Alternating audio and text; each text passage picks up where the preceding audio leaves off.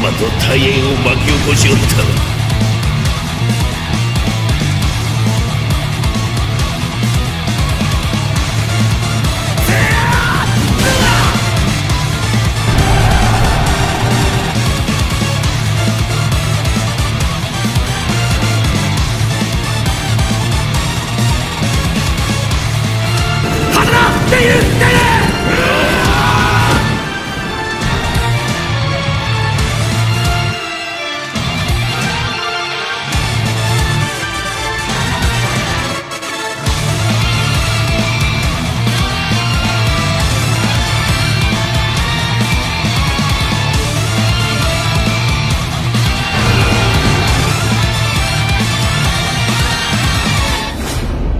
Honneur à vous les gars, j'espère que vous allez bien et bienvenue sur Fumigène. Aujourd'hui, on continue ce concept des Kingdom Fight Analyse. Et oui, on analyse, on décrypte un petit peu les sous-textes des combats kingdomiens. Vous avez tous apprécié, on va dire dans une grande majorité, les premiers formats, les premiers combats que j'ai pu analyser. Donc je continue, mais sachez bien une chose, c'est que je ne m'arrêterai pas seulement sur les combats important dans Kingdom. Je ferai aussi les combats secondaires. Et là, le combat qu'on va analyser aujourd'hui, c'est un combat secondaire. Mais derrière, il raconte beaucoup de choses. Il dénonce aussi beaucoup de choses, beaucoup de mauvaises croyances que les personnes ont sur le personnage de Gekishin. Et je vais vous expliquer pourquoi ce personnage de Gekishin ne peut pas être considéré comme faible. On peut dire que c'est une fraude, mais on ne peut pas dire qu'il est faible, les frérots. Mais avant, comme d'habitude, je vous invite à soutenir votre frérot Fumi en mettant un like, commentaire, partage et évidemment.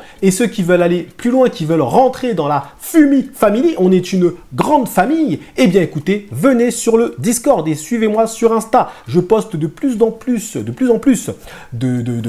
d'informations, de vidéos, de photos, on va dire de petites choses un peu croustillantes sur ce que je fais au quotidien, mais aussi des informations des fois kingdomiennes, mais pas que. Donc n'hésitez pas à vous abonner à mes réseaux et me suivre. Et également Twitter, je viens de reprendre un petit peu la gestion du Twitter, donc ça commence petit à petit. Mon frérot Luffy, paix à son âme, avait une très belle gestion du Twitter, mais là, donc là, je reprends la gestion du Twitter après les malheureux événements dont la Fumi Family a été frappée, tout simplement. Voilà. Donc, les frérots, aujourd'hui, on va s'intéresser à Gekishin versus Uken. Ce combat a eu lieu dans le tome 24 de Kingdom. Je prends toujours le tome avec moi parce que c'est important. D'ailleurs, Gekishin, pour ceux qui ne le connaissent pas, c'est lui. Alors, parce que oui, il y a des gens qui ne connaissent pas Gekishin, parce que son apparition était tellement furtive et rapide que quelqu'un qui ne connaît pas Gekishin, c'est possible de passer à côté ou de l'oublier. Donc, on était dans une guerre qui opposait l'état de Yan à l'état de Zhao. C'était juste après la victoire à Sanyu de Qin. Et donc, le général le plus illustre de l'état de Yan était le grand général, c'était un grand général, le général Gekishin, qui s'est donc opposé à Uken dans le combat. Mais dans la guerre, Gekishin s'opposait à Riboku. Il faut bien comprendre le propos, les frérots. Alors, Gekishin, c'est un grand général qui a appris auprès de Gakuki. Selon les textes du manga, Gakuki était considéré comme le plus grand de tous les généraux, numéro 1. C'est-à-dire que, apparemment, si tu demandais à n'importe qui à cette époque-là, à cette période-là, qui était le plus grand des généraux, on te répondait Gakuki. Parmi tous les généraux, c'était Gakuki. Et Gekishin a appris auprès de lui. Alors quand je dis qu'il a appris auprès de lui, il a appris en l'observant. C'est-à-dire qu'il a observé toutes les stratégies de Gakuki. Et on peut donc déjà avoir une information concernant Gekishin, c'est que ce personnage était du moins un général stratégique. Oui, il n'était pas instinctif. Alors il avait un peu d'instinct, ça se voit, ça se sent, d'accord? Mais il était quand même plus un stratège. Et c'était également le cas pour Gakuki, d'après les informations que j'ai dans ce tome, les frérots. Donc, Riboku devançait systématiquement tous les mouvements de Gekishin.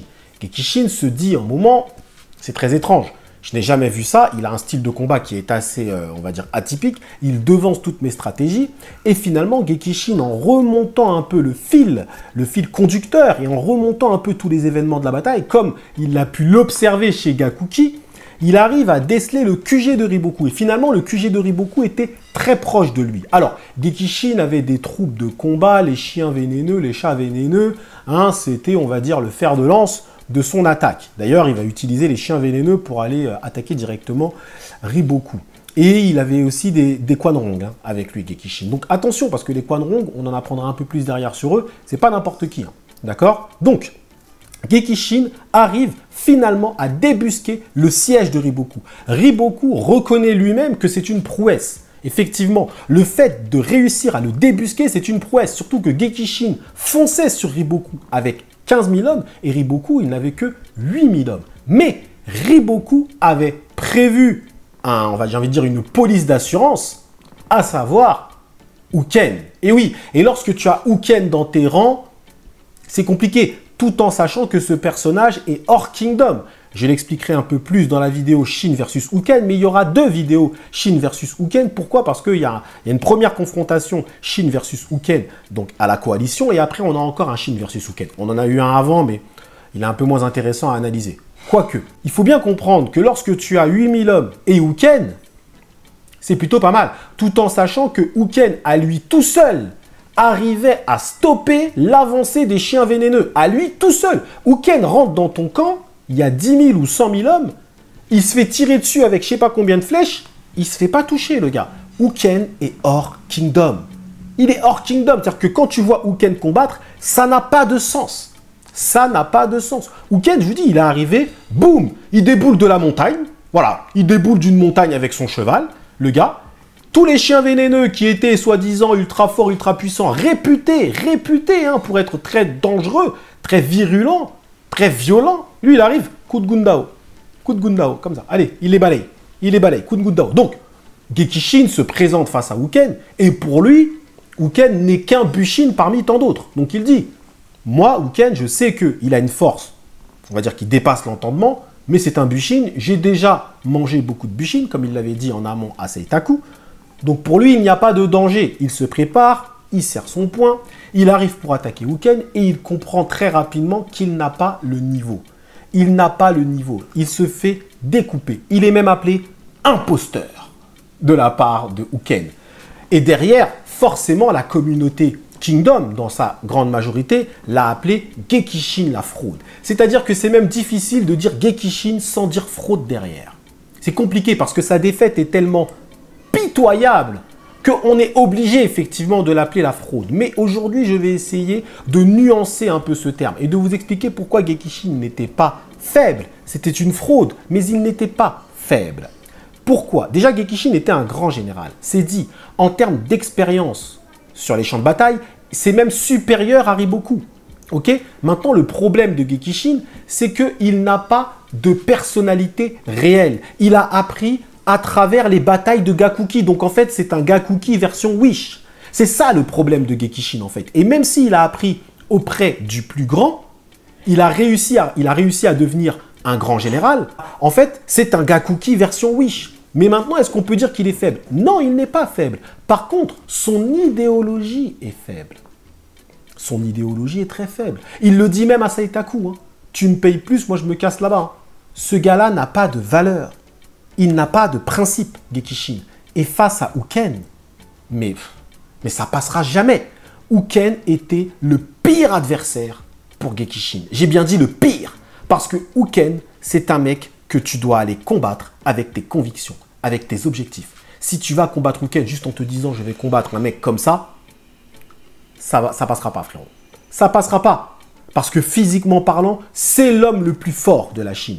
Physiquement parlant, parce que c'est lui le plus entraîné. Il va dans la forêt et tue des tigres, frérot. Des lions, des tigres. Donc, en termes de force physique, si Uken s'oppose à n'importe qui, à la rigueur, il y a peut-être qu'un Mubu ou un Kanmei qui pourront faire des trucs avec lui. Mais pour battre Uken, il te faut plus que de la force physique, il te faut de la force morale, il te faut des objectifs, il te faut un poids. Gekishin ne portait pas tout ça. Donc, il n'était pas faible. C'est juste que Uken est l'adversaire, mais vraiment le pire adversaire dans Kingdom que tu pouvais donner à Gekishin. Clairement. Par contre, tu mets Gekishin face à un Duc Hiyu, selon moi, il perd, parce qu'avec ce qu'il a montré, c'est trop faible, ce qu'il a montré pour que je puisse dire qu'il gagnerait face à un Dukiyu, mais je pense qu'il ferait un bon combat. Je pense que même il ferait un bon combat avec beaucoup de généraux dans Kingdom. Mais face à Uken, c'est mort parce qu'il te faut une force limite surnaturelle. Il faut que tu sois porté par quelque chose pour aller battre Uken. Tu dois aller plus loin, tu dois aller à 120% de tes capacités. Shin a été à 120%, il est mort. Shin, il est mort. Il meurt parce qu'il a été trop loin. Il a été à un niveau où son corps ne pouvait pas l'emmener en fait. Il a dépassé ses capacités physiques. Pour battre Uken, il faut ça. Mais Gekishin, lui, il y va avec ses prétentions, j'ai envie de dire, la version Wish. J'ai appris auprès de Gakuki, tout ça. Mais tu vas te faire fumer, frérot. Tu vas te faire fumer, clairement, parce que tu n'as aucun principe. Donc, il n'est pas faible. Pour arriver au grade de grand général dans Kingdom, tu n'es pas faible, d'accord? Factuellement parlant, il n'est pas faible et il est très expérimenté. Par contre, c'est une fraude dans le sens où, face à Uken, sa prestation ne vaut même pas celle de Kyukai. Sa prestation ne vaut même pas celle de Kyukai. C'est extraordinaire. Que Hara ait décidé d'humilier comme ça un personnage, c'est extraordinaire. Donc maintenant, c'est ça la question qu'on peut se poser. Pourquoi Hara décide autant de l'humilier? Je pense que Hara voulait nous envoyer un message. Et c'est ça le sous-texte. C'est que lorsque tu combats Uken, tu ne peux pas y aller avec des motivations aussi pitoyables, aussi faibles. Pour battre Uken, il faudra quelque chose de grand. Vous voyez ce que je veux dire? Shin bat Uken alors qu'il était à un grade en deçà. Il était en deçà de Gekishin en termes de statut. Ben oui, mais il bat Uken pourquoi? Parce qu'il arrive avec des véritables motivations. Gekishin, la fraude, lui, il arrive en mode... Il y a de la lumière, je viens là. Mais il a quand même réussi à débusquer le QG de Riboku. On aurait même pu faire un what if. Si Uken n'était pas là, est-ce que Riboku aurait réellement tenu? Parce qu'il n'avait que 8000 hommes. Mais un vrai fan de Riboku qui se respecte me répondrait légitimement, mais si Riboku il n'a pas Uken, si Riboku n'a pas Uken, il va peut-être pas prévoir 8000, il va prévoir 20 000. Parce qu'il sait qu'Uken à lui tout seul, il vaut 10 000 hommes. Vous voyez ce que je veux dire? Donc, il y a ça aussi. Riboku prend Uken dans sa stratégie. C'est logique. Quand un mec comme Uken qui arrive à rentrer dans des camps et ressortir indemne, ok, il se fait tirer 1000 flèches, il ressort indemne, tu sais que ce gars-là te fait économiser des hommes. Tu dis, bon, vas-y, lui, il vaut bien 10 000 hommes à lui tout seul, les 10 000 hommes, je vais le mettre là-bas. C'est logique, c'est de la stratégie, ok? Donc voilà. Mais on aurait pu se dire qu'effectivement, Gekishin a quand même réussi, dans cette guerre-là, à un moment donné, prendre Riboku par surprise. Après, est-ce que c'est extraordinaire de prendre Riboku par surprise? Dans Kingdom, Riboku se fait souvent prendre par surprise. Mais ça nous montre que lorsque tu es capable de prendre Riboku par surprise, c'est que tu as quand même un minimum de niveau stratégique. Mais tu as appris auprès de Gakuki, donc il n'y a aucun mérite. Le problème, c'est que dans les grandes lignes, et je finirai la vidéo sur ça, Gekishin est un général qui a appris auprès de Gakuki, donc il n'a aucune personnalité, il n'a aucune créativité, et il porte rien. Donc au final, Hara nous a décrit un personnage que tu es obligé finalement de rigoler, enfin tu es obligé de rigoler de lui en vrai de vrai. Mais quand tu regardes un petit peu, tu as quand même quelques petites nuances parce qu'il est dit aussi que attention, pour pouvoir mettre en place la théorie à la pratique, c'est-à-dire prendre les stratégies de Gakuki et ensuite les mettre en pratique, c'est que tu as quand même un certain talent. Vous voyez ce que je veux dire? Donc il faut nuancer. Et moi je nuancerai de cette façon-là. Gekishin n'était pas faible. Ses idéologies l'étaient. Ses objectifs étaient faibles, mais le personnage n'était pas faible. Et lorsque tu combats face à un personnage qui ne combat qu'avec sa force morale, avec sa force idéologique, qui combat pour un objectif, élever l'humanité, tous ces trucs-là, si tu arrives avec juste de la force physique, ça passera pas, parce qu'en force physique, il est trop élevé. Il faut que tu y ailles avec plus que ça, mon frérot. Et Gekishin, malheureusement, c'était vraiment le personnage qui n'avait que ça. Il avait que un peu de force physique, et idéologie, c'était zéro. Donc voilà les frérots, voilà mon analyse concernant Gekishin, la fraude. Est-ce qu'il est frauduleux? C'est pas moi qui le dis, c'est Uken. Donc oui, c'est une fraude, c'est un imposteur. En tout cas, merci à vous, merci à vous les frérots d'avoir suivi cette vidéo jusqu'au bout. Prenez soin de vous et que l'honneur soit avec les chiens vénéneux.